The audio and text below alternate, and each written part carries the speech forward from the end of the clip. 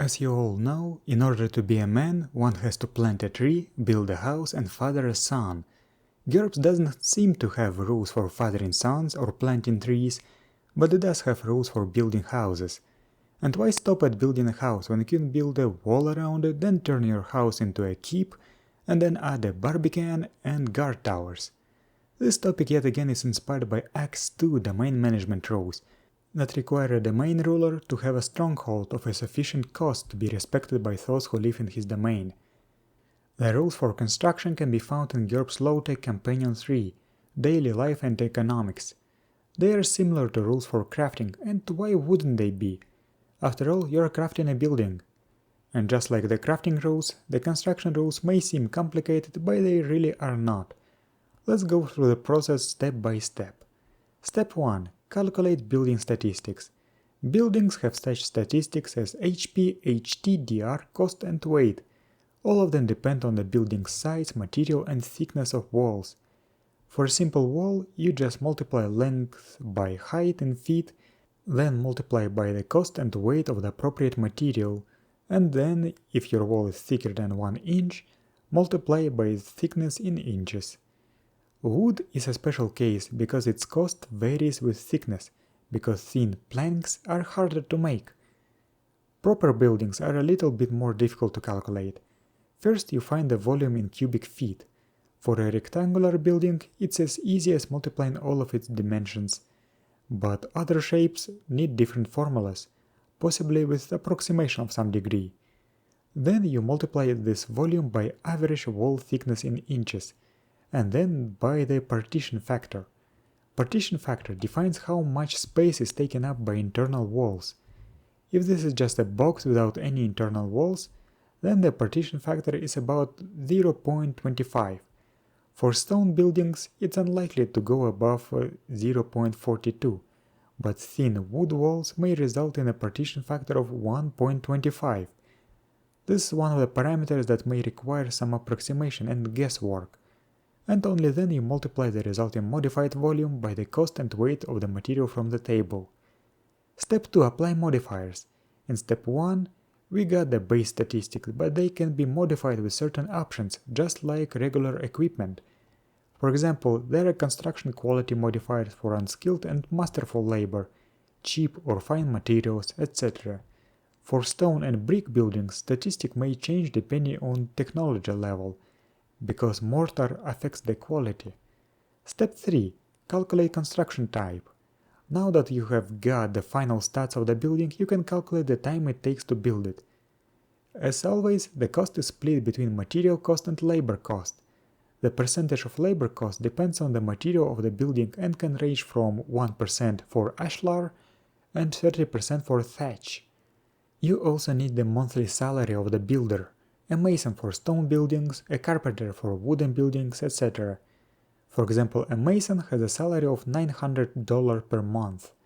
This salary is multiplied by 0.55 to find the average labor rate, because construction usually involves only a small number of skilled craftsmen and a large number of helpers. Then, if you need to produce the materials, you divide the full cost of the building by this average labor rate to get construction type in man-months. If you have all the materials at hand, you multiply the cost by the labor cost percentage first. That's it. Let's have some examples. Example 1. Stone wall. Let's make a stone wall that is 100 feet long, 30 feet high and 5 feet thick. I have to remind you that thickness should be measured in inches, so we have to convert it to 60 inches first. Multiplying 100 by 30 we get 3000. Rubble costs $3.82 and weighs 14 pounds per inch of thickness. Thus we get weight equal to 2,520,000 pounds or 1,260 tons, and cost equal to $687,600. It has HT12 and DR equal to 12 times 60 equals 720. Its HP value is 100 times cube root of its weight in tons, and that is 1080. Let's not apply any modifiers. As for construction type, construction labor cost is 5% of the calculated cost for rubble constructions. A mason's monthly salary is 900, and the average labor rate is 900 times 0.55 equals $485 per month. Thus, if we need to dig up the rock and turn it into a wall, it will take us 1,389 man-months. 100 of workers would be able to do it in about 14 months. If the site is full of rubble that can be used for construction, then the construction time is about 69 man-months. Nice. Thus, 100 of workers would be able to do it in about 21 days. Example 2. Wood cottage. Now let's build a wooden cottage for a peasant. The building will be 30 feet long, 30 feet wide and 20 feet high. I decided to go with the cheapest options here because this is a peasant's home after all. Walls are going to be 8 inches thick because this yields the lowest cost. I also applied the unskilled labor and cheap materials options to decrease cost, DR and HP. For the partition factor I chose 0.3 because this small of a cottage is unlikely to have many internal walls. The end result is on the screen right now. Such a building costs about $32,000 and can be constructed in 15 months by a single person from materials that are readily available. Chopping trees and making planks would multiply the construction type by 5. Example 3. Medium round stone tower. Now let's build a round stone tower just to change the area formula. It's going to be 20 feet in diameter and 40 feet high. The walls are going to be 5 feet thick. I'll add the embossing option that will increase the cost slightly, but add DR against crushing damage. The book seems to imply that the partition factor should be 0.25 here. We end up with a cost of about $791,000. Now, why did I choose these specific examples? These are some of the structures from ACKS 2, and I wanted to compare the costs, since I already mentioned that it seems that 1 GP in ACKS is roughly equal to $100 in GURPS.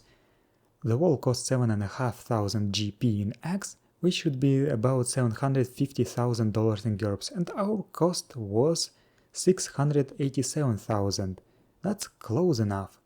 The cottage costs 300 GP in ACKS, which should be about $30,000 in GURPS, and our cottage costs $32,000. That's very close. The tower costs 22,500 GP in ACKS, which should be about $2.25 million in GURPS, and our tower costs $791,000. That's not close at all. Interesting.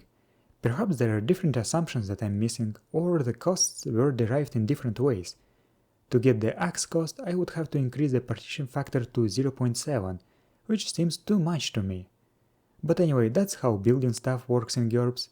I hope that was informative, so thank you for watching, and I'll see you next time.